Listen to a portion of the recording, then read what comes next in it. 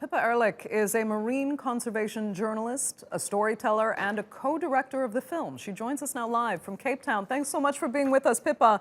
You know, even if you don't have much feelings for animals or oceans, anyone who sees this film will have to respect how it was made. Hours and hours a day over the course of a year in freezing, treacherous seas. I've been in those seas. They're frightening, and you had no wetsuits, much less scuba gear to speak of. I mean, how was this done, and what separates your physiology, actually, from that of a normal person like me that allows you to do this work?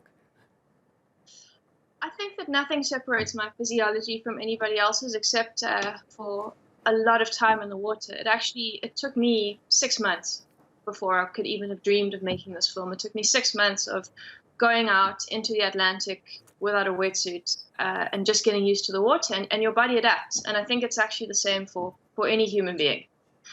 It's something that we have the ability to do. We just lose it because we never allow ourselves to get cold in modern life. It's amazing. I mean, I hear you say that, but this water is basically melted ice. I mean, people get in there and their feet immediately seize up. Their lungs can't move. So what you guys did, I mean, it's truly remarkable. And it tells a very special story. So I have to ask, what drew you to do all that training, to tell this story, and to take the risks to tell this story? Because it's not just the cold. These are treacherous waters. Well, I mean, I think I started diving, and it just blew me away.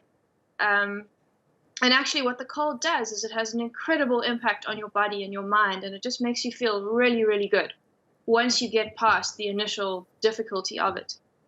And then it was just the wonder of this exquisite environment. And by the time I got to the end of those 6 months, I realized I was completely in love with the Great African Sea Forest, which is where the octopus lived. And then when Craig came to me with the story, I was so excited to have the opportunity to share my experiences and his experiences with an audience, and there was something about what he'd learned from the octopus that resonated with me on a very, very deep level. So that's why we took the risks. And although it is dangerous a lot of the time, and you do get massive storms, and the water's cold, and sometimes big predators come into the water, a lot of the time it's beautiful and clear and calm. Right.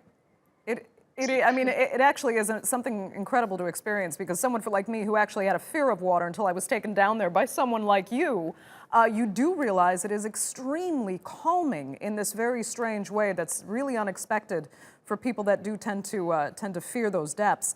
But tell me something, I mean, as for the movie being about this relationship between this man and this octopus, I mean, how close was this bond you saw between Craig, the protagonist, and that animal? Well, I think what's very important for me to say is that this film was made retrospectively. So I only came on board after the octopus had died. In fact, Craig wasn't trying to make a film at the time that he had this relationship with her. But as you can hear from the way he tells his story and see from the footage, this was a very, very unique and unexpected connection. And we can't say how the octopus felt about him. Certainly, she found him entertaining.